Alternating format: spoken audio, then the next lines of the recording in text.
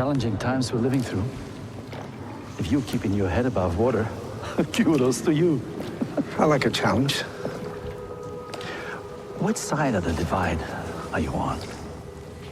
Is no man an island, or every man an island? I'm an island. But ask me again after a few cocktails. Hello, listening people. Hello. Hello, Bartek. How are you? I'm doing all right. Ryan Slewinski, the other co-host of the podcast. How are you? Give them my middle name. Joseph. That's correct. Now say my name in the full Polish. Ryan Józef Śliwiński. Thank you. Thank you for saying it correctly. Now say your full name in the proper English. Bartlomiej Piotr Kasprzysak. Now say it in the way that it was on your medical certificates. Or what was it, your banking certificate info? What was it? It was Bartholomew? It's both, but they fixed it for the bank at least. Yeah, Bartholomew Kasprzysak.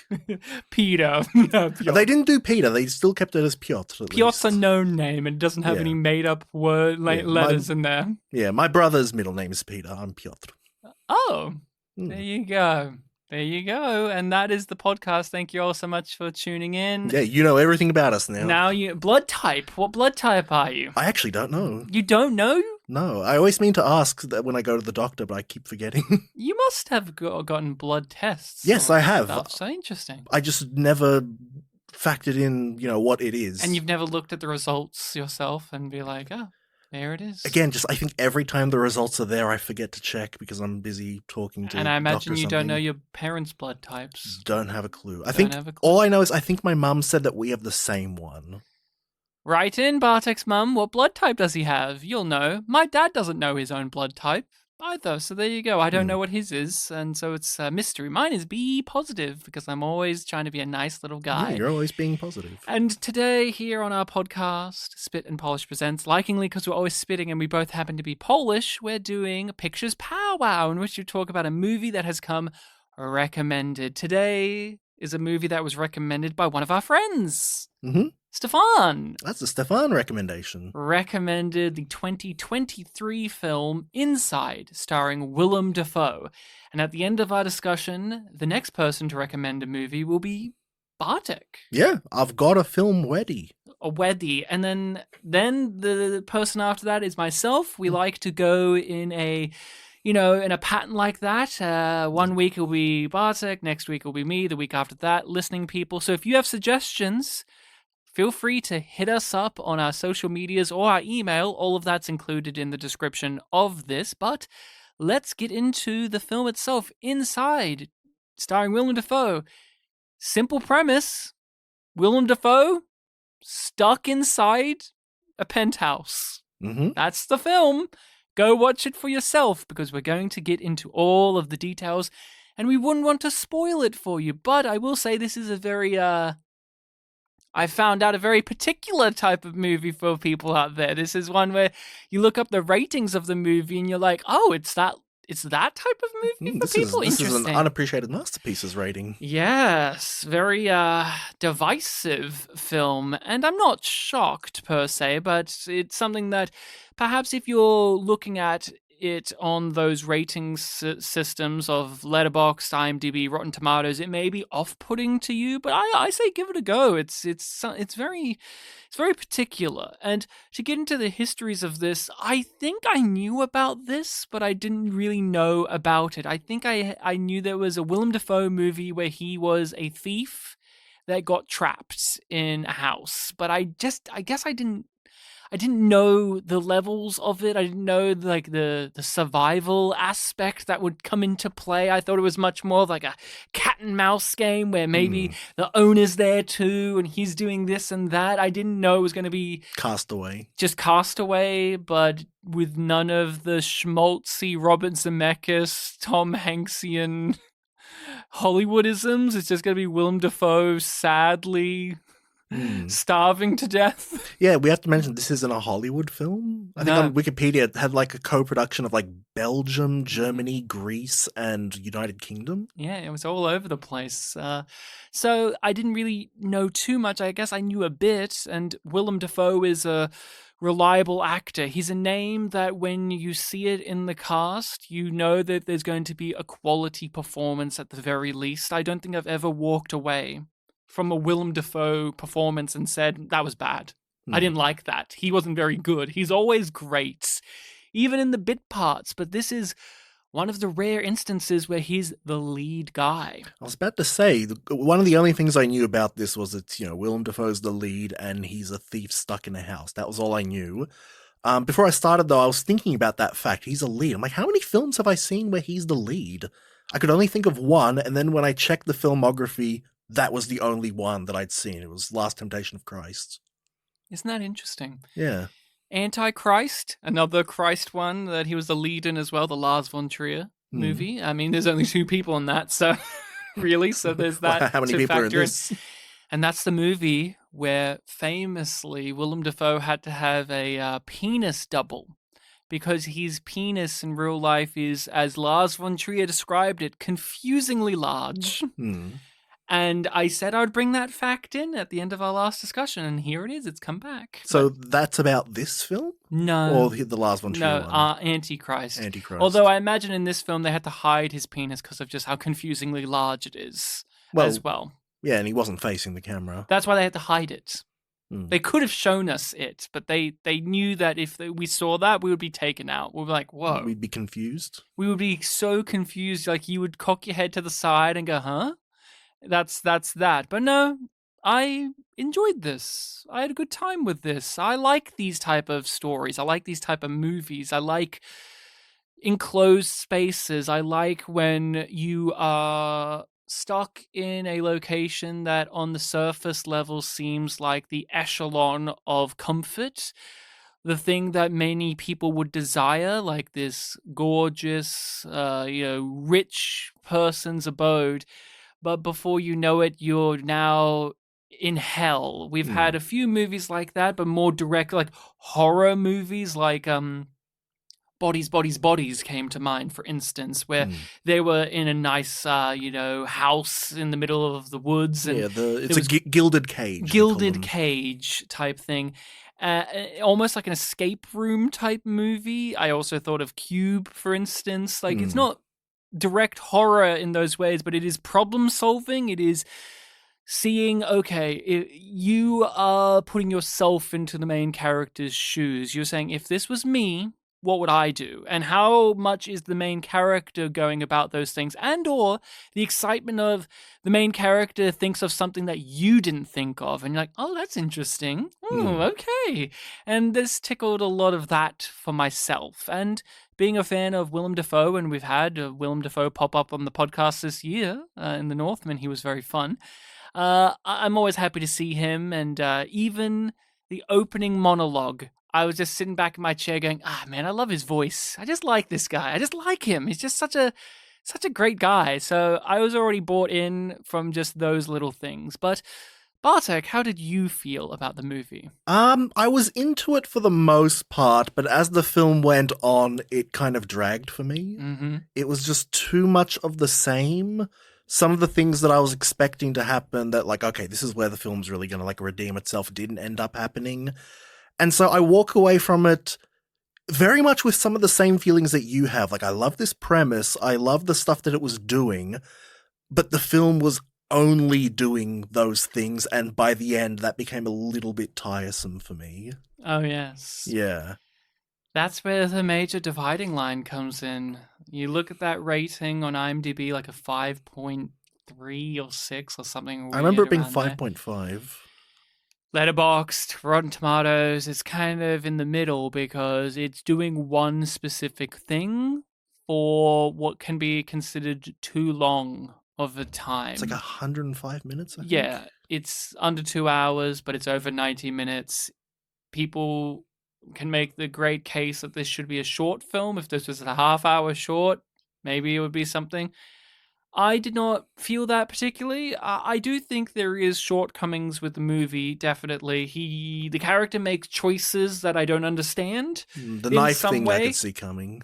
Which one, sorry? The knife thing where he cuts himself. Oh, yes. Like, I see the way you're holding it. I know where this is going. Yeah, yep. There's some of those details, but then some of the things that happen, I'm like, oh, look, I don't blame you. I go, okay, that's a type of thing where, like, for instance, he's building this big tower to climb up on, and he's going to fall off of it at some point. But to give him credit as a character, he makes sure that motherfucker is secure the entire time. Oh, yeah. And it's not because it suddenly isn't secure and it wobbles and he falls off. He's just so delirious and so tired that he instinctually, like you would, takes a step back further than he ought to, and then he falls off. And that was one of those examples that there are many of in the movie where I go, okay, we, the audience, know that there's going to be a brutal endpoint to this long setup, but I appreciate, I guess, the honesty of how we get to that brutal endpoint rather than the contrivance. But there are a few contrivances sprinkled in as well, or a few head-scratcher moments where I go, okay, if that happened, that would raise this problem, but you're not addressing that. The sprinklers at the end raises a lot of problems that the movie just skips handily past. And I'm like, no, that would be a whole new 20 minutes of problem solving that you just don't deal with. And I said before that, like, okay, I was expecting the film to go somewhere. I thought that was going to be, like, the inciting thing of, like, we're going to get there. And, yeah, it just didn't. It was very odd.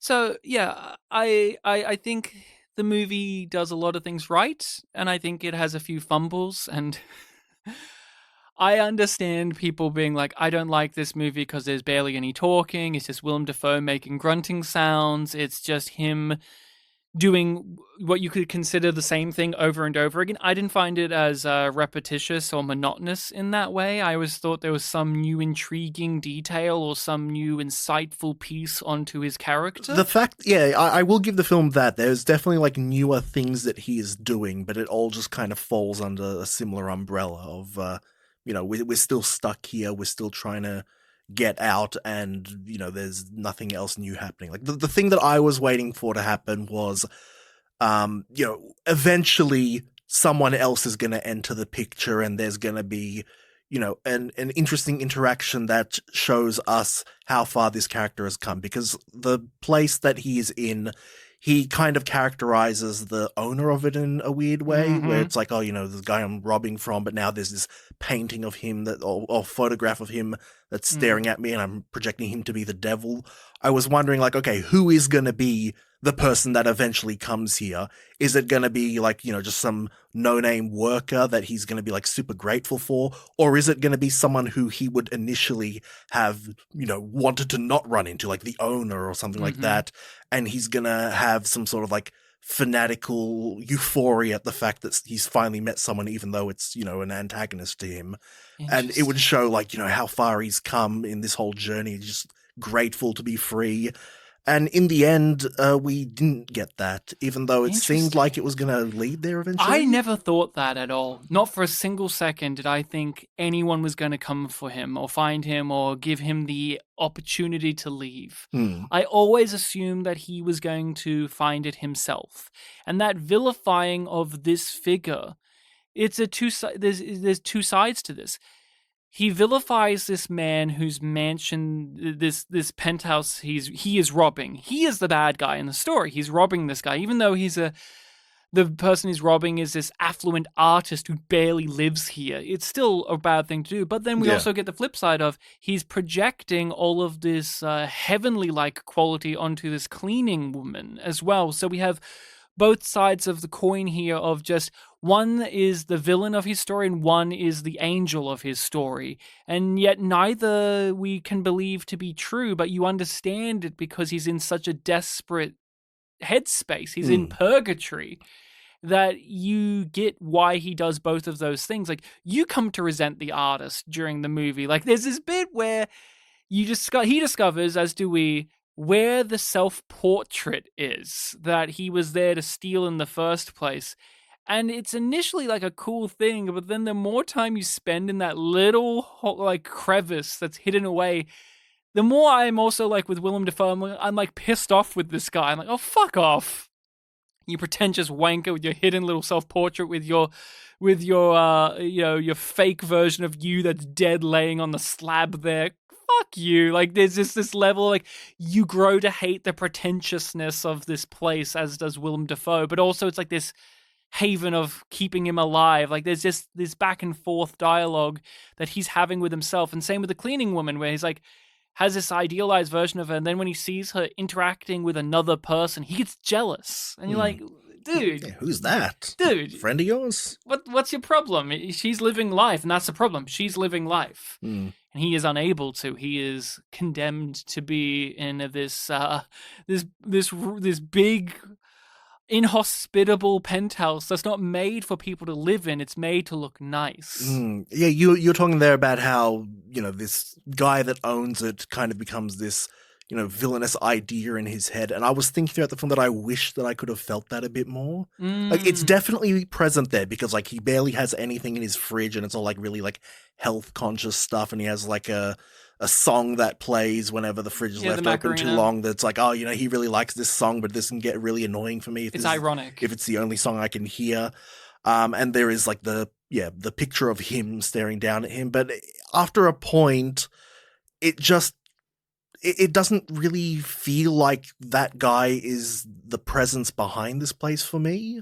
Yeah, see, again, I'm in a disagreement with you in that too, because I think his place is an art installation in itself, and he is just the man who makes art that is for the sake of being nouveau riche, modernist, oh, aren't I fancy? And even this abode that Willem Dafoe is trapped in is a like inhumane art piece. It's not made for comfort. It's not made for living in. So I get that for sure, and I knew that that's definitely what the film was going for. But I ended up kind of thinking that the antagonists end up being more like the infrastructure of the place because everything just shuts down. That's not by design of that villain character. But he's not, again, he's not a real villain character. It's I know, villain character in quotes. But it's just Willem Dafoe's character comes to resent him. Yeah, but that's what the film wants to do. It wants to have this kind of presence that's like the symbol of everything that's gone wrong for Willem Dafoe's plot here. But there's an irony because he's brought this upon himself. Yes.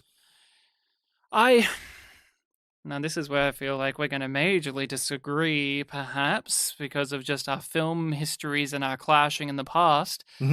I disliked very much the monologue that bookends the movie. And I disliked very much the dream sequences that actually show us the artist guy.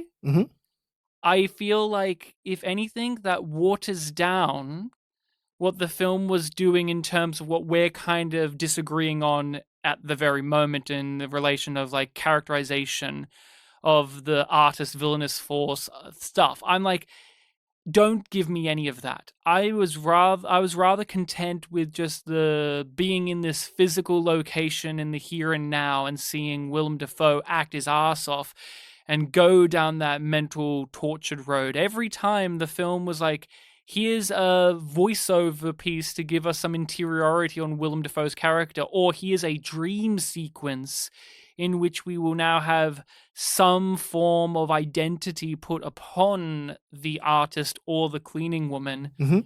I thought it took away from the movie. I don't know. I felt like maybe that's something you would have liked, but I don't know if that's the case. No, I didn't really care for any of it. Yeah, you didn't care for that? No, I didn't feel like it really did anything for the film. I think one of the big things that I do have to point out, I've already name dropped it, but I could not stop thinking about Castaway while watching this film. And maybe unfairly, like, I was comparing it to, like, why Castaway works for me and why this doesn't. And a big part of it is that for Castaway, going back to the idea that in this film, like, it's like 105 minutes of like the same thing. In Castaway, and we don't see the before after, it's only him trapped. Yeah, unlike Castaway. You've taken away like 60% of my point there. Yeah, the before and after, and also like only like 60% of that film is on the island. Like the before and after do a lot of lifting for that film, where you see the stakes of this character and, the changes that happen 4 years later after he's been stuck there for a long time, and how, he's changed, but also there is a goodness in him still, where like a friend of his like lover has passed away, and even though he's had a hard 4 years, he still finds it in himself to like apologize that he wasn't there to comfort his friend. Yeah. Like think that this film maybe could have. I don't want that though. Yeah, it's not quite the same thing, but that's sentimental Hollywood stuff. Because you put Tom Hanks, and look, Castaway, we did it. It's a fantastic movie, not denying it. But it's a Hollywood film where you cast the most lovable man in all of film history, Tom Hanks. And you have him giving us his big, warm smile and his big, soft, wet eyes. And of course you're wanting to sympathize with him. Of course you're wanting to like him. And so you want him to be the Jimmy Stewart of Hollywood, of modern Hollywood. And when he goes back to his old life, he's going to brave it out and still be a mature figure. Willem Dafoe is not that guy. Exactly. And this movie doesn't care about any of that stuff. It wants to trap you in the here and now. And the thing that we haven't said, you're talking about Castaway, the thing that we haven't said that this captures more than perhaps Castaway does is the pandemic existed right before this movie came out. This is a response, I feel, to the pandemic. And that feeling of like, is it hypocritical? Is it wrong of us? Is it bad of us to feel trapped, to feel like we're caged in our cushy, cozy home environments when there are actual people suffering? In Castaway, he's on a fucking island where he could starve to death and da-da-da-da-da. But us during, the pandemic, we're in our houses. We have the luxury of smart technology and all of these things. And this is taking that to like an almost Twilight Zone, Black Mirror-esque type of lunacy where the smart technology is turned against Willem Dafoe. He's literally locked inside with no one there to help him, and he can't help himself, and on it goes. And I think that's what I like about it as its own thing. Like Castaway is a big crowd pleaser. It's an awards-winning thing, while this is like a concept movie that follows it from beginning, middle to end, with some hiccups along the way. I'm not going to deny that there's things that bugged me, but I don't need to see his life before, and I don't need him to be seen outside, especially because also we'll talk about the end, but I have a very specific, I think there's a very specific way to interpret the ending and how it goes, especially if you've watched the credits through as well. But I think with this film, it's much more interested in just like the use of the film medium of just like, here's visuals of us getting to understand this, and here's the commentary of, at least how I read it, of being trapped in modern comforts. And is it okay to feel like that's a trap? Is it okay to feel like you're in a gilded cage? That's a part of the quandary of this movie, because like he is stuck in a place that is what most people would idealize, but there's also all of these harrowing limitations put on him. I suppose, but I guess the big difference there is that with the pandemic times, we could go out and get like supplies and stuff. Yeah. Well, you could, but you won't. Like, but there's this level of mentally you're thinking you're not supposed to. Like, speaking as someone from Melbourne, we're in our 7th lockdown in a row, really chipped away at you. And if you're someone who had a life, it mentally puts you in that perspective like you don't have options. And for a lot of people, like, yeah, if you weren't an essential worker or something, you were supposed to stay at home and supposed to live through a new means of existence. Like, you're not supposed to just go out and get your supplies. You're supposed to order them online and rely on your smart technology and da-da-da-da-da. Whether you did or not is not necessarily the point. That was just the attitude of the times. Right. That's a good point, I guess, yeah. And is this the first movie we have done on our podcast that is an actual commentary on the pandemic? We've had movies that have been made and affected by pandemic, but is this the first one we've ever done I'm not that sure. we could say is a commentary on it? I'm not sure. I feel like we have done films that have referenced the pandemic, but I don't know about Yeah, I'm not sure. Yeah. I don't think so. How many films have we done that are newer than 2023? Or newer than 2020? Newer than 2020, yeah. Mm-hmm. Yeah, I'm not too sure. Yeah. Could be. Could be, but that's something to take in with this. Like, did that come to your mind when watching this, or after? I think maybe after, because I noticed. I remember last week you said that you looked at the title and you were thinking of the Bo Burnham thing from a few years before this, and how that was one of the big pandemic things that people watched and liked. And so that thought came to my head. I'm like, oh yeah, this film's kind of pandemic-y in the sense that he's like trapped in a single place, like a home. Mm-hmm. But it didn't really color my looking at the film too much. Why not? I think just because I was thinking of it more as like the survival genre piece rather than commentary on pandemic stuff. Okay. So what do you think was the purpose of setting this survival story in this type of location rather than the usual settings of survival stories? Yeah, well, that was the interesting thing, where in most of these kind of films, it is like an island, like in Castaway or something like that. There is this interesting twist on it to have it be in this modern penthouse apartment where, you know, you even have security footage around the building showing that, like, yeah, people are working here and Living. And there are all of these like luxuries in there. Like, you know, there's pet fish, there's a swimming pool, there's a fancy bathtub. There is a fridge, and there should be sources of water and things like that, but they're shut down because of technological stuff. And it does get your mind thinking while you're watching, like, oh, would I rather be on like the island in Castaway, or would I rather be in this kind of setting? And even though there are like, you know, prepared food stuff, you know, ready for you and like some sources of water, you do get to thinking like, oh, but in a more typical place, you know, you're out in nature, and that brings you back to like a primal thing. Like, you know, you can become good at fishing, or you can, you know, forage for fruits and stuff like that. The sun on your face. Yeah. So it's like, do the modern conveniences of this make it an easier experience than, you know, something like a deserted island? And, you know, it's an interesting way of looking at it differently. You're robbed of so many of the, you know, natural order of things. Air. You know, yes, he has air, but it's not fresh air. It's air conditioned, and that starts to be used against him in the movie as the temperature fluctuates from one extreme to the other. Gradually, you know, like a Chinese water torture equivalent, but with the temperature. And it feels like it's arbitrary when it changes. Exactly. Because it's glitching. Oh, what about toilets? You liked having a toilet until you run out of places to use the toilet. Now you have to use the bath because you can't bathe. You know, things like that. Interesting twists on this survival narrative. Because if you're stuck on an island like Tom Hanks, I mean, you could just shit somewhere over there on the island and then just wash off in the water over there, you know? Like, yeah, or you know, with any survival story, one of the big things that comes up is water. What are you going to do about water?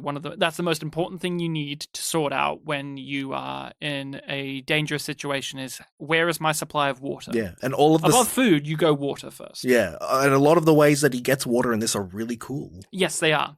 And he has them like sorted. Like he goes, okay, I've sorted this out.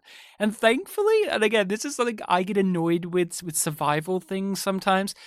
When the person has come up with their routine, their little solutions to things, and then you have, like, The Martian, for instance, is another survival blockbuster feel-good movie, where it's like, he's made his potatoes, but wouldn't you know it, this thing came over and fucked up his potatoes. Now he has a new problem to solve that is the same problem from before, which is food. I liked that with this, like, a lot of the things he did have solved, he did have solutions to, but it was the resentment that came as time marched on. That's the thing that really started to bubble away with the character. It's like, I got the water sorted, but I kind of resent things now that it's easy. Like, I've solved it. So you start to see him, like, do, like, sillier things with the water. Like, he's just drinking it more merrily. He's drinking alcohol throughout the movie because Well, I've got the water sorted, so there's nothing to lose out on, I guess. One of my early sources is this vodka bottle. Yeah, why not? I may as well. I'll make pastas in the most horrifying way possible, but I'll make them like cold, wet pasta. It's a little al dente. When the sprinklers turn on, he just like sucks it all up, and he's just so in love with it. And then later on, you have the freezer scene where he's just sucking on all the little bits of leftover ice, like he's one of those things that you have in like a fish tank to eat the moss off the walls. There's a fish tank in this movie, and you know he's going to eat those fish. Yeah. But he waits a long time to do it. He waits longer and waits longer because even he knows, like... He's sympathetic because he was in Finding Nemo. His name is Nemo. Yeah, he was in Finding Nemo, and he was sympathetic. Was he the... Which one was he in Finding Nemo? He was in the aquarium at the dentist. Yeah. Was he... Gil, I think his name He's not the one obsessed with bubbles. No, that was the pufferfish. He was like the leader of the aquarium gang. So, what else do you want to say about this movie? Any particular moments, filmmaking choices?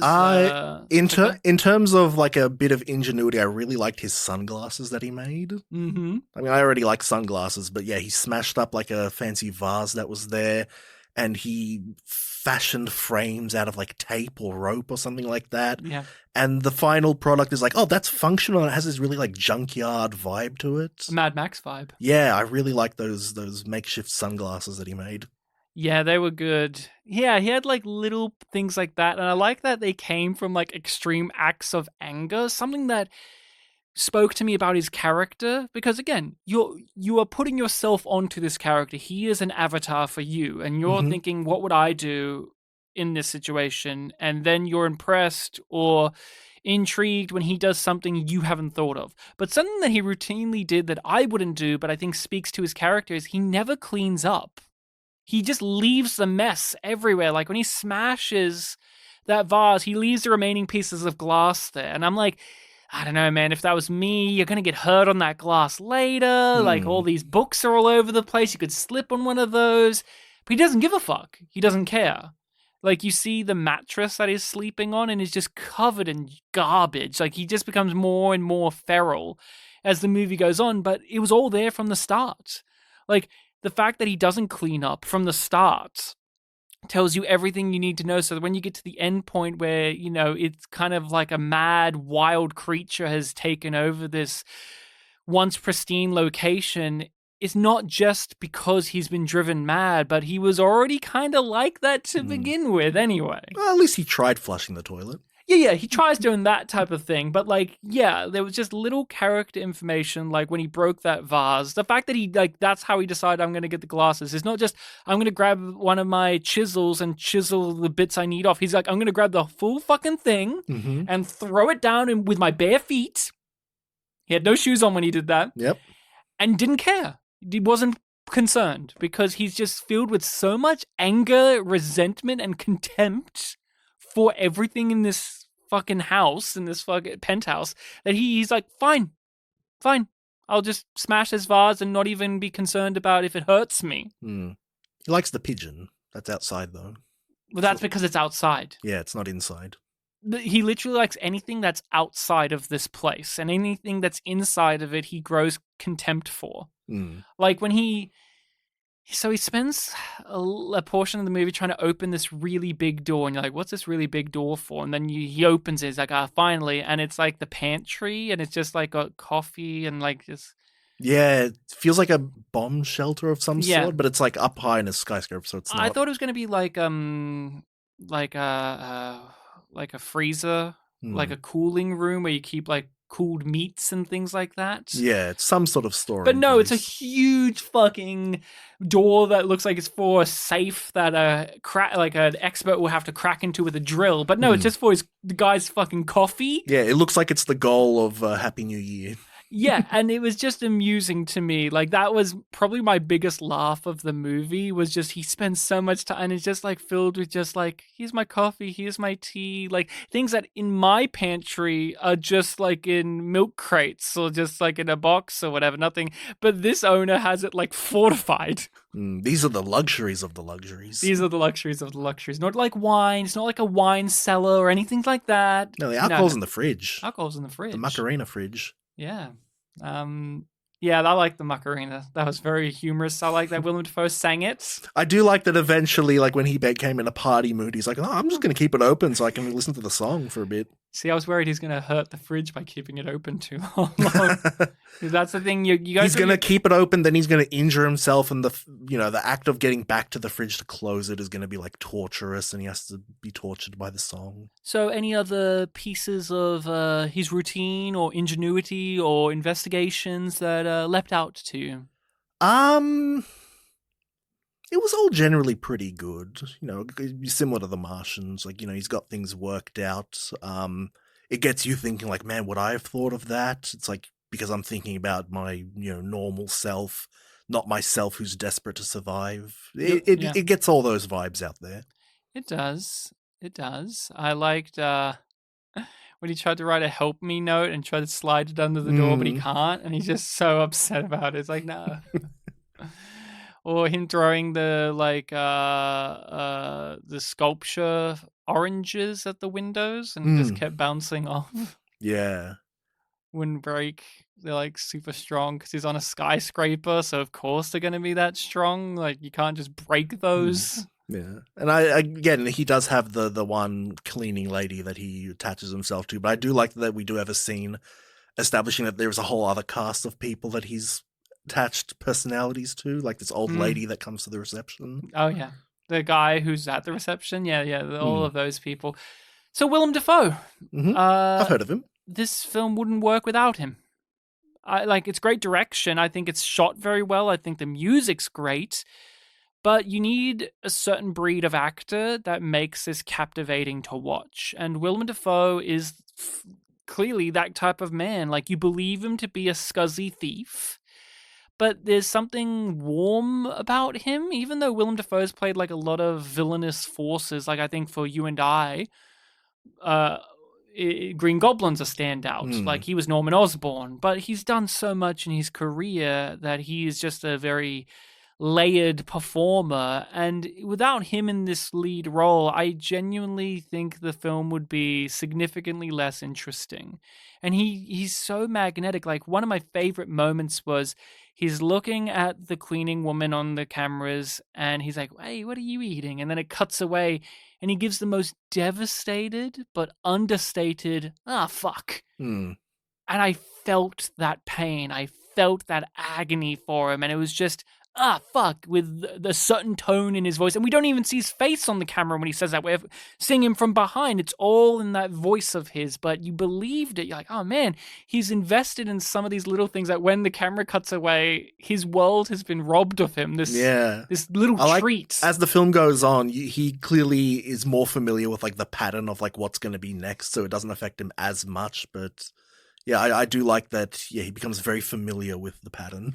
But what did you feel about Willem Dafoe overall? And tell us a little bit more about your relationship with him as an actor. As you said, you're looking through his catalogue of work, and there's only been like really one other thing where you've seen him as a lead. Yeah, no, it's really, he's just been like the supporting actor. Like, I would almost put Spider-Man up there just because, he's main antagonist, and a lot of that film is, his story.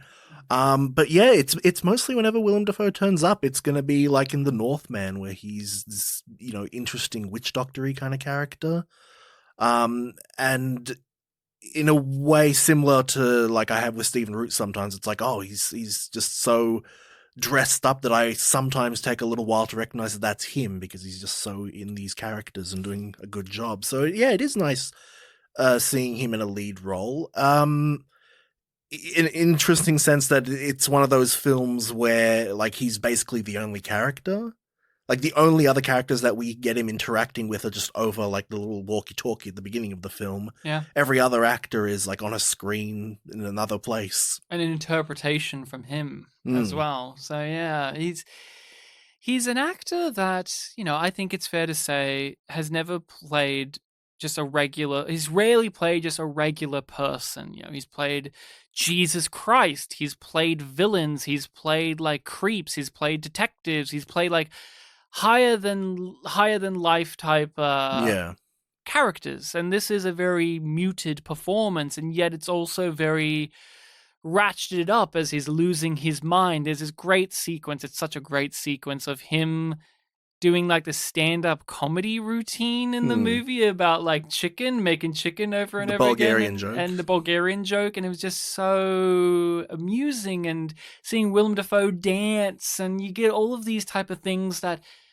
because it's all on him, and we're in a situation where it's rather muted, like he's not getting all these big showy acting moments, not getting pages of dialogue, but you're getting treated to aspects of this actor that you may not get to see in other roles that are you're more familiar with. Like, you get to see a soft, cuddly side of Willem Dafoe, even though he's playing a character that's kind of, as I said, a scuzzy guy. But you like him.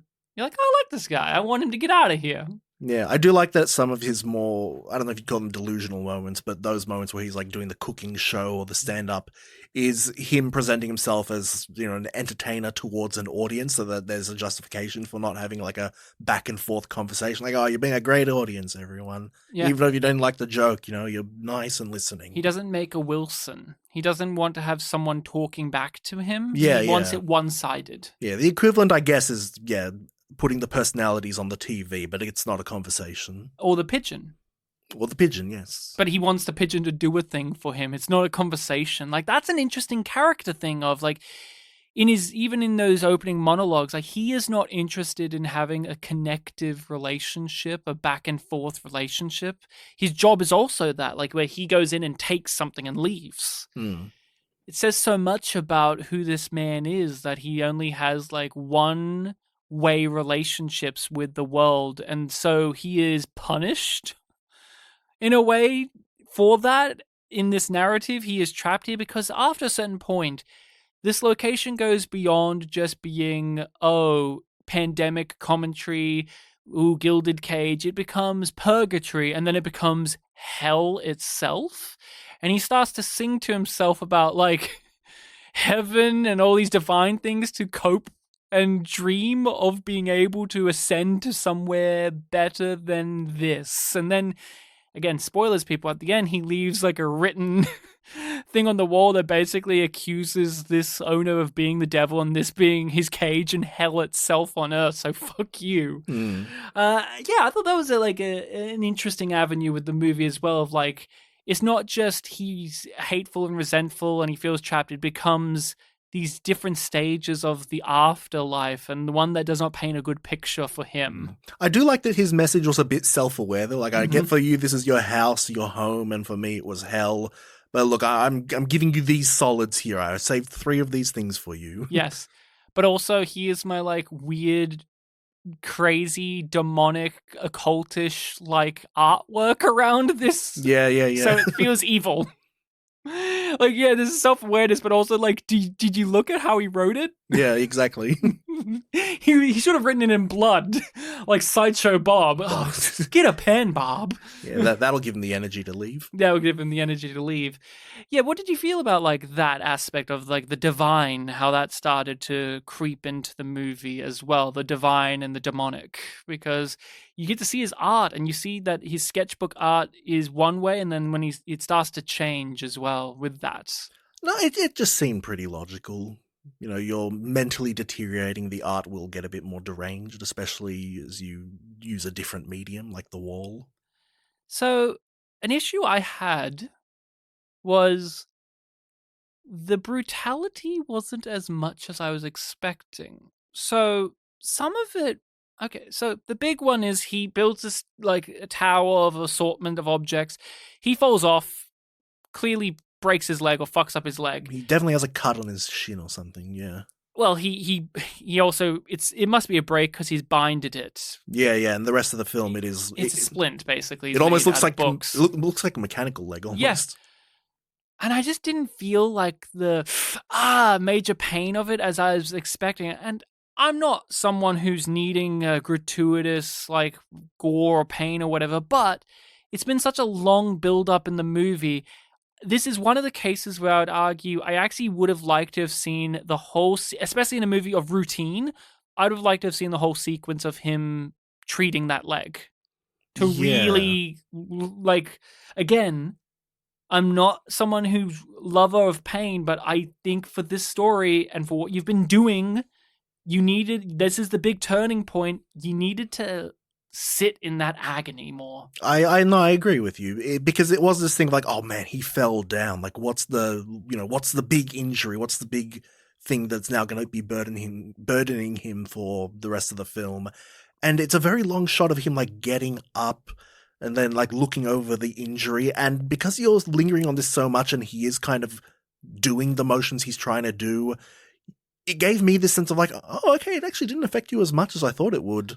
And then he just moves on. He builds a splint for it off screen, basically. Yeah, and like it's just like, oh, he's fine. The leg doesn't look like it's been like, bent or broken in a way. Like I said before, like all you really get to see is like the really big cut. And you don't see it hurt. Like it aggravates him, it limits him, but it doesn't hurt him as much. Like it's not like his leg is changing color after a certain point, it's not which is something rotting. you're expecting, like it's infected or swollen, and or he any doesn't of that. and he doesn't have fresh water to clean it with, Exactly. other than like whatever he's managed to procure. Exactly, which again, that would have been a nice scene to see of him like, I'm having to sacrifice water now.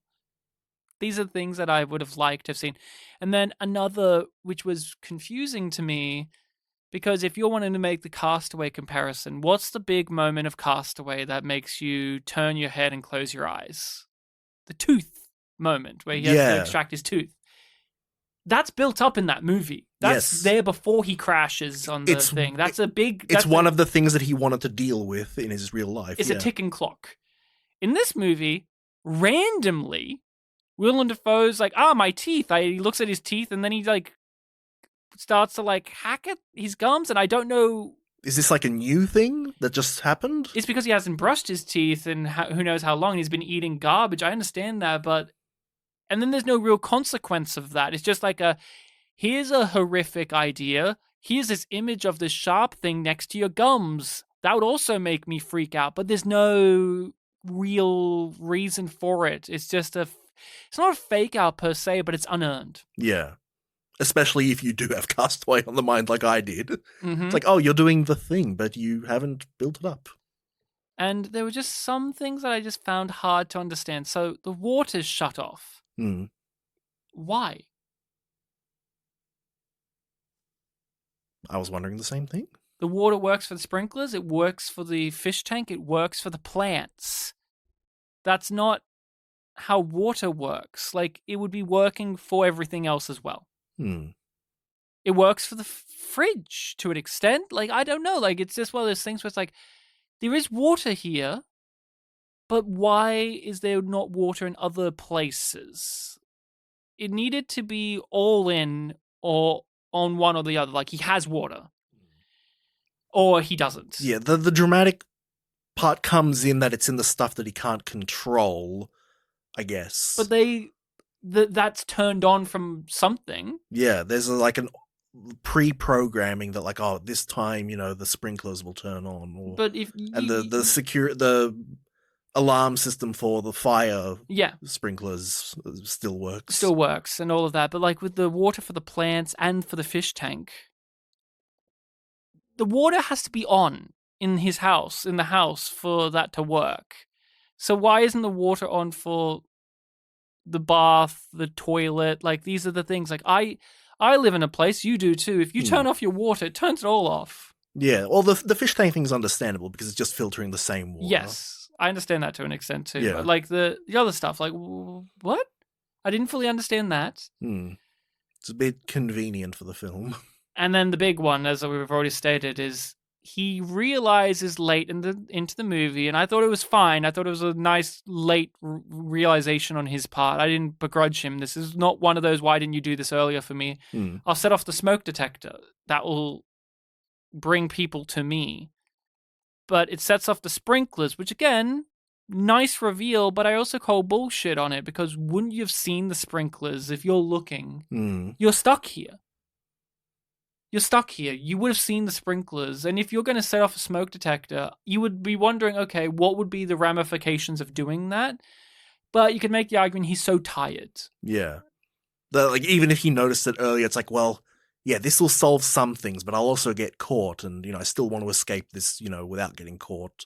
By the end, it would be more understandable. It's like, I don't care. I just want to leave. But then he sets them off, and the sprinklers go off, and what happens? He floods he basically floods the whole penthouse. And it goes on for a really long time. And it goes up high. Mm. You see the water getting higher and higher. And then what happens?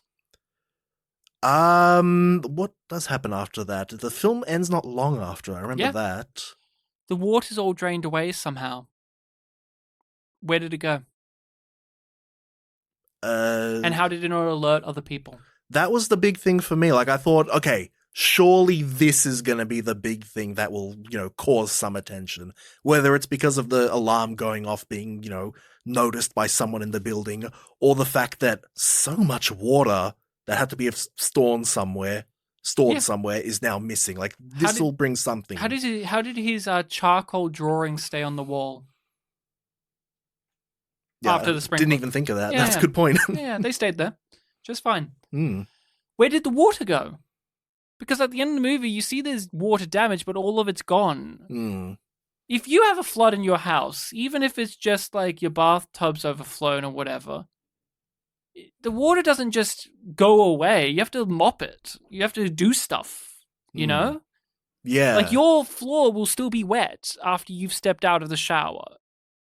It doesn't just always just like, over time, sure, but we aren't given the indication at the end of this movie, like, a week has passed, and there's still so much water. There's a lot of water. Even by the end, it's still like this very muggy room. I bring this up because why did they do that?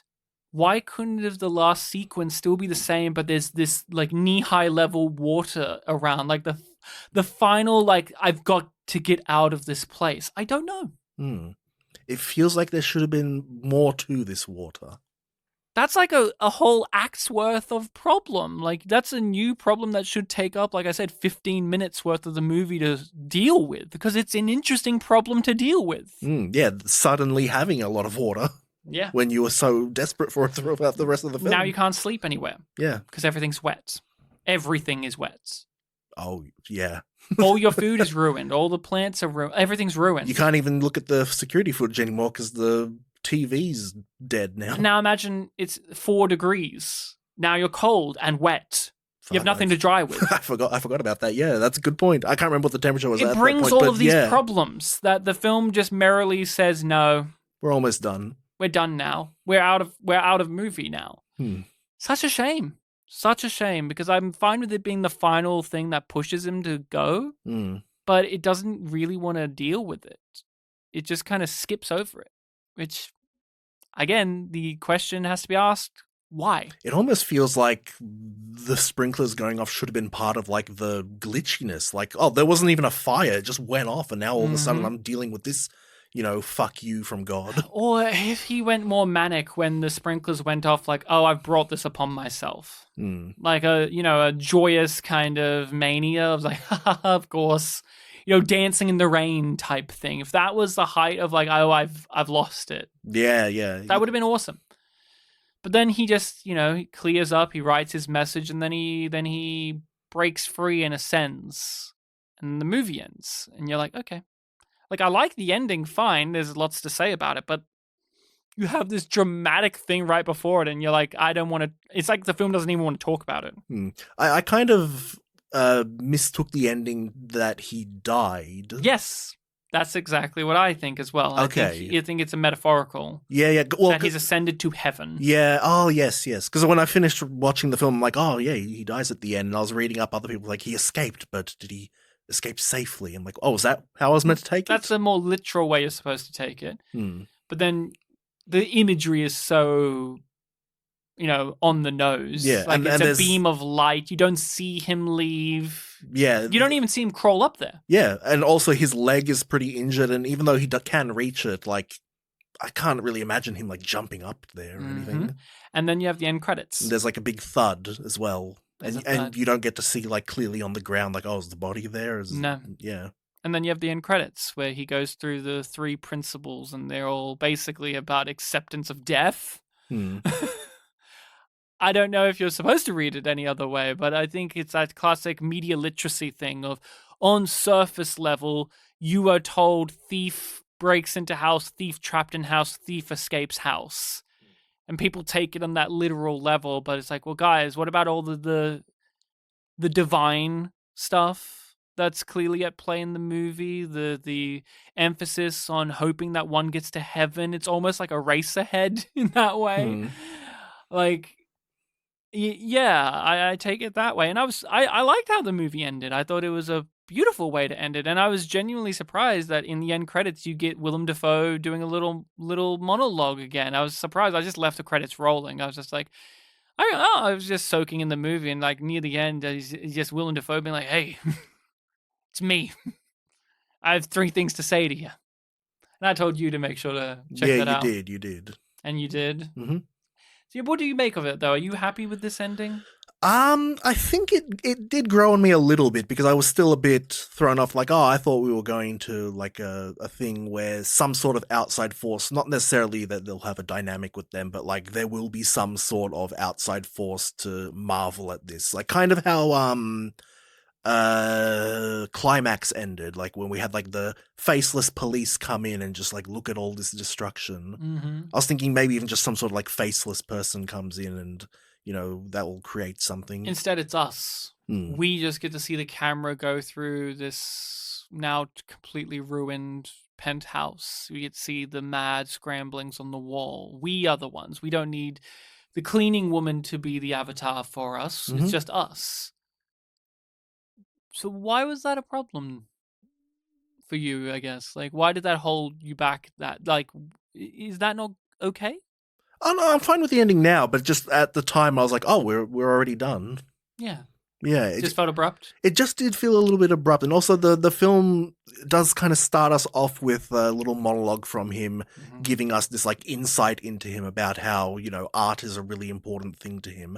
And definitely the rest of the film does have a lot of like art motif going on where there's all this art around. And even he makes art, yeah. Yeah, and even as he's like, using all the stuff in the penthouse to, have this like makeshift thing that he's making, he doesn't really touch the art. Kind of like appreciates the art. But then he doesn't. He's like, I'll free you. And he just chucks that one off, and then he starts drawing on things and like drawing above things, like making fun of the obvious critique. He becomes a critic. Yeah. Yeah, I recommend this movie. It's not for everyone, of course, but I think that's a part of the appeal. It's a concept movie in which it has an idea and it follows it through. I think it does it with a stylish lens. I like the lack of Hollywoodisms to it. It's just Willem Dafoe stuck in a house, going through his routine of trying to be in there. I like the premise of the gilded cage of this. I think the commentary, or at least the commentary one can view of it in terms of pandemic times, is something that is very good as well, that makes the film stand out from other survival movies that we've talked about here, in which those are just like, what happens if you were in a cube? What happens if you were on an island? This one is tapping into, in a way, you were in this yourself. And I think that has a lot of merit, because for our lifetime, that's one of the most unique things that's ever happened to us, was the global pandemic. It's something that, God forbid, we would never have to go through again. But it could. You don't know. I think they say that happens like every 100 years, so not in our lifetime at least. You'd hope. You don't know. Yeah, we don't know for sure. And I think this movie taps into the paranoia, the fear, the anxiety, all of those things of that, while still keeping it to a simple idea of thief stuck in a penthouse, a lap of luxury. I liked it. I appreciated it. I do recommend.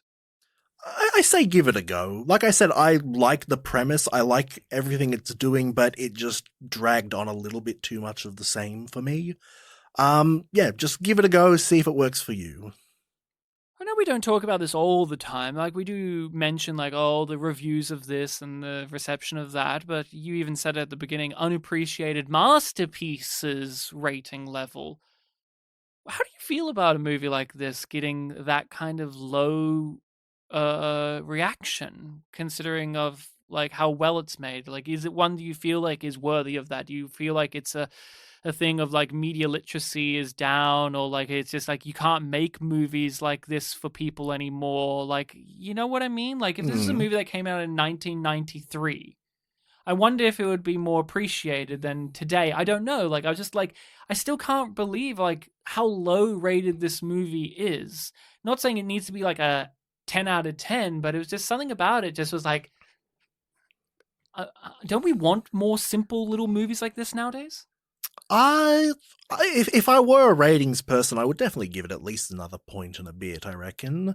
But again, because this is a kind of film where like you can understand why people aren't into it, it doesn't surprise me too much that it's where it is in terms of those ratings. Yeah. I think this is just like this kind of film where you really need to vibe with it to really appreciate it. And I don't think someone who dislikes this film is, illiterate or anything like that. No, I don't think so. There are, like, you read some of them and you're like, oh, come on. Oh, there's definitely going to be a lot of those, of course. But yeah, I'm not the biggest fan of this, but there's a lot of things I objectively appreciate about it. Yeah, I guess I've just gotten to this point where, we've talked about with unappreciated masterpieces so many times over, but I'm just so fed up with these big, mindless, soulless films taking up so much of the conversation and appreciation and attention. Before we started this, we had a little back and forth about like, oh, there's new Star Wars, Mandalorian and Grogu, and it's like even just saying the name feels like I should wash my mouth with soap because it's just so. But it's a conversation thing. But something like Inside, something that like is a direct piece of art that is tapping into an experience we all went through, is like, didn't like it, 5 out of 10, boring. Or even something like The Northman was also a bit of a divisive movie, a bit of a lower movie, because it's just like, it's just a bunch of guys walking around not talking much, and it's whatever. Like, anyone that breaks something down to that like reductive degree. But I feel like that's kind of what movies can be. I feel that tug. That's why we do movies like this. That's why we talk about all the ones we did on our Appreciate Masterpieces, where it's like, oh no, that's a kid's movie. You shouldn't care about Big Fat Liar, even though it has all this stuff in it that's artistically of merit and da-da-da-da-da. Oh, that's just this or that. Oh, you can't appreciate, Annie 2014 because of this or that. And it's just like, but then unironically, people turn around and be like, but have you considered the socio-political ramifications and impact of Mandalorian and Grogu? I'm like, I don't give a fuck, because it's a soulless product. This is not a soulless product. And I don't know, something about my soul just feels heavy as I look at Devil Wears Prada 2 exists. But something like Inside is like, nah, that's considered worthless. I don't know. It just bums me out in a way. I'm not saying like this is a masterpiece. I had problems with it, but there's just this thing of like, oh, only Castaway can do this, because that's a big crowd-pleasing Robert Zemeckis movie. Only The Martian can do this. I'm like, it just bums me out. It's like, okay. Yeah, no, there's definitely room for films like this in the world. Yeah. By the way, I love everything you were saying while staring at the fact that you're wearing Baby Yoda clothes. I am wearing Baby Yoda right now because, that guy's a little cutie. It is very comfortable looking. It is very comfortable. So, Bartek, it is your time to recommend a film for us to watch and then discuss on the podcast. What do you have on offer? Sure. I was tossing up a few different things. I actually did have a film in mind for this selection for weeks now, but I had another change of heart just shortly before coming here. I'm like, you know what? I could really go for something more like this. Zala again. And yeah, the American remake of Zala. Awesome. Yes. No, it's we've done a couple of films recently that have actors that appear in this actually. And it's a genre type that I've enjoyed us covering. It's a legal drama. Oh, great. So I'm recommending, and I don't know very much about it other than like the cast, The Trial of the Chicago 7 from 2020. Have you seen it? I do know. I haven't seen it. It's an Aaron Sorkin movie, if I'm not mistaken. I think it said that, yeah. And I do know the real life incident, but I haven't seen the movie. Yeah, I'm not really really too familiar with it, but I've always known that like Sacha Baron Cohen's in it.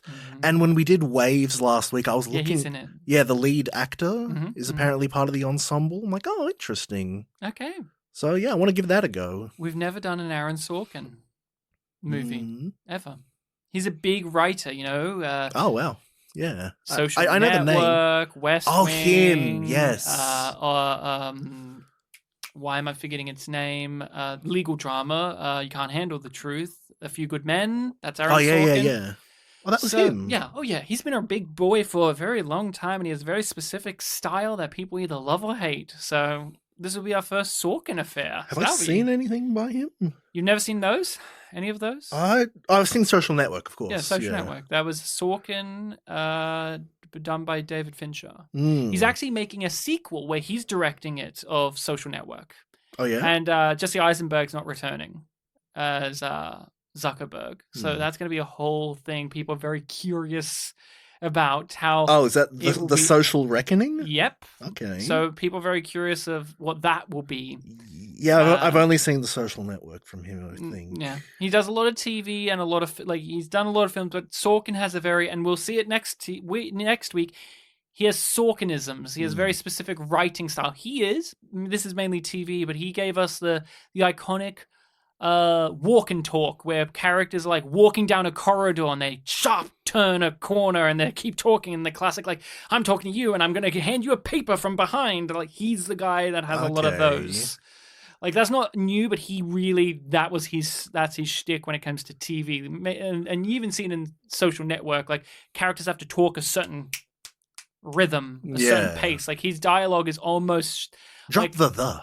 It's almost like Shakespeare, where you have the pentameter. His has a rhythm to it. So it'll be interesting to see not only a Sorkin written film, but a Sorkin directed film. I've never watched a directed film by him, so that'll be fun to see. So everyone make sure to tune in and hear our discussion on that next time on the podcast. But until then, Bartek, could you please tell people where they can find us and if they have movies to recommend, how to do so? Yes, you can do all of that on the World Wide Web. We are in various places, such as Facebook. We have a page called Spit and Polish Presents. We've got a Twitter/X.com account, also called Spit and Polish Presents. We have a YouTube channel where we upload every episode and once in a blue moon, some extra little clips. That's also Spit and Polish Presents. You may be there right now. Hello. And hi there. Leave a like and a comment. And if you want to contact us directly, you can do that with the email address that you see in the description, and that is spitandpolished@gmail.com. And like Ryan said up top on this episode, every third episode like this one, we cover a listening people's suggestion. And you can leave us a recommendation on any of the above ways. Just comment or email, just let us know, and we will chuck it on the list. Even if we don't get around to it for a long time, it will stay on the list. That's correct, Mundo. But that is all. Thank you so much for being here. Remember to be kind to each other, or we will trap you inside and you'll have to shit in a bathtub. That was something too. When I read reviews, everyone was like, this movie's just Willem Dafoe making noises and shitting in a bathtub. And I was like, I mean, yeah, that happens. It feels like it's... When you say that, it feels like it's a more gratuitous or more in focus or more like gross movie than it ends up being. Like, that's another critique I have. I feel like the movie could have been grosser, considering like how... I think the grossest thing for me, and I don't know if you felt the same, was him in the freezer sucking up all of what was left in the freezer. I thought that was like, ugh. Like, it's just so close in his mouth, him slurping up everything. Like, that was the most like...